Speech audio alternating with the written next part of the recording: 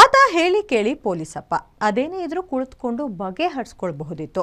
ಬಾಡಿಗೆ ವಿಚಾರಕ್ಕೆ ಶುರುವಾದ ಜಗಳ ವಿಕೋಪಕ್ಕೆ ತಿರುಗಿತ್ತು. ಕೋಪದ ಕೈಗೆ ಬುದ್ಧಿ ಕೊಟ್ಟು ರಕ್ತ ಹಂಚಿಕೊಂಡು ಹುಟ್ಟಿದ್ದ ಸಹೋದರಿ ಮಗನ ನೆತ್ತರನ್ನೇ ಹರಿಸಿಬಿಟ್ಟಿದ್ದಾನೆ.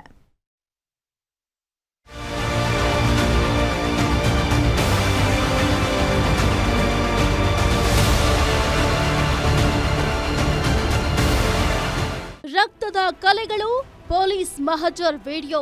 ಹೀಗೆ ಪೊಲೀಸರ ಜೊತೆ ನಿಂತಿರುವ ಇಬ್ಬರು ಆರೋಪಿಗಳ ಹೆಸರು ಜಯಣ್ಣ ಹಾಗೂ ವಿಶ್ವಾಸ್. ಇವರಿಬ್ರು ತಂದೆ ಮಗ. ಇನ್ನ ಆರೋಪಿ ಜಯಣ್ಣ ನಿವೃತ್ತ ಸಬ್ ಇನ್ಸ್ಪೆಕ್ಟರ್, ಚಿಕ್ಕಬಿದರಕಲ್ಲಿನ ನಿವಾಸಿಗಳು.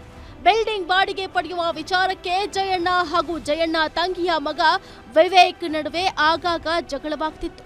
ನಿನ್ನೆ ಬೆಳಗ್ಗೆಯೂ ಇದೇ ವಿಚಾರಕ್ಕೆ ಚಿಕ್ಕಬಿದರಕಲ್ಲಿನಲ್ಲಿರುವ ವಿವೇಕ್ ಮನೆ ಬಳಿ ಬಂದ ಜಯಣ್ಣ ಹಾಗೂ ವಿಶ್ವಾಸ್ ರಾಡ್ನಿಂದ ಹಲ್ಲೆ ಮಾಡಿದ್ದಾರೆ. ಠಾಣಾ ವ್ಯಾಪ್ತಿಯಲ್ಲಿ ಬರುವಂತಹ ಚಿಕ್ಕಬಿದರಕಲ್ಲು ಅನ್ನೋ ಗ್ರಾಮದಲ್ಲಿ ಒಂದು ಅಸಾಲ್ಟ್ ಪ್ರಕರಣ ನಡೆದಿದೆ. ಇದರಲ್ಲಿ ವಿವೇಕ್ ಅಂತ ಹೇಳುವಂತಹ ಒಬ್ಬ ವ್ಯಕ್ತಿಗೆ ಜಯಣ್ಣ ಮತ್ತೆ ವಿಶ್ವಾಸ್ ಅಂತ ಹೇಳುವಂತಹ ಇಬ್ಬರು ವ್ಯಕ್ತಿಗಳು ಕಬ್ಬಿಣದ ರಾಡು ಮತ್ತು ದೊಣ್ಣೆಗಳಿಂದ ಹೊಡೆದು ಅಸಾಲ್ಟ್ ಮಾಡಿದ್ದಾರೆ.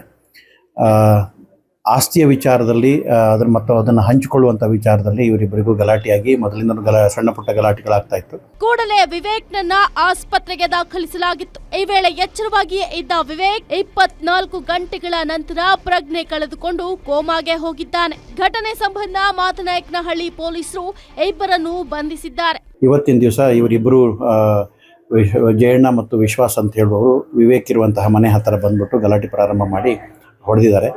ಸ್ವಲ್ಪ ಹೆಡ್ ಇಂಜುರಿ ಆಗಿದೆ. ಸೊ ಅದರಿಂದ ಕೊಲೆ ಯತ್ನ ಪ್ರಕರಣವನ್ನು ದಾಖಲು ಮಾಡ್ಕೊಂಡಿದ್ವಿ. ಇಬ್ಬರು ಆರೋಪಿಗಳನ್ನು ಸಹ ವಶಕ್ಕೆ ಪಡ್ಕೊಂಡು ತನಿಖೆ ನಡೆಸ್ತಾ ಇದ್ವಿ. ಅವರು ಈ ಹಿಂದೆ ಪೊಲೀಸ್ ಸಬ್ ಇನ್ಸ್ಪೆಕ್ಟರ್ ಆಗಿ ಕೆಲಸ ಮಾಡಿದ್ರು. ಅವರನ್ನು ಸಹ ನಾವು ವಶಕ್ಕೆ ಪಡೆದಿದ್ದೀವಿ. ಈಗ ಅವ್ರನ್ನ ಸ್ಪರ್ಶ ಆಸ್ಪತ್ರೆಯಲ್ಲಿ ಅಡ್ಮಿಟ್ ಮಾಡಿದ್ವಿ. ಸದ್ಯಕ್ಕೆ ಈಗ ಡಾಕ್ಟರ್ ಏನು ಹೇಳ್ತಾ ಇಲ್ಲ ಇನ್ನೂ. ಸೊ ಇನ್ನು ಮುಂದೆ ಅದನ್ನು ಗಮನಿಸಿ ನೋಡಬೇಕು. ಇನ್ನು ಘಟನೆ ಸಂಬಂಧ ಮಾದನಾಯಕನಹಳ್ಳಿ ಪೊಲೀಸ್ ಠಾಣೆಯಲ್ಲಿ ಕೊಲೆ ಯತ್ನ ಪ್ರಕರಣ ದಾಖಲಾಗಿದ್ದು ಆರೋಪಿಗಳನ್ನ ವಿಚಾರಣೆ ನಡೆಸಲಾಗುತ್ತಿದೆ. ಮೂರ್ತಿ ಬೀರಯ್ಯನಪಾಳ್ಯ, ಗ್ಯಾರಂಟಿ ನ್ಯೂಸ್, ನೆಲಮಂಗಲ.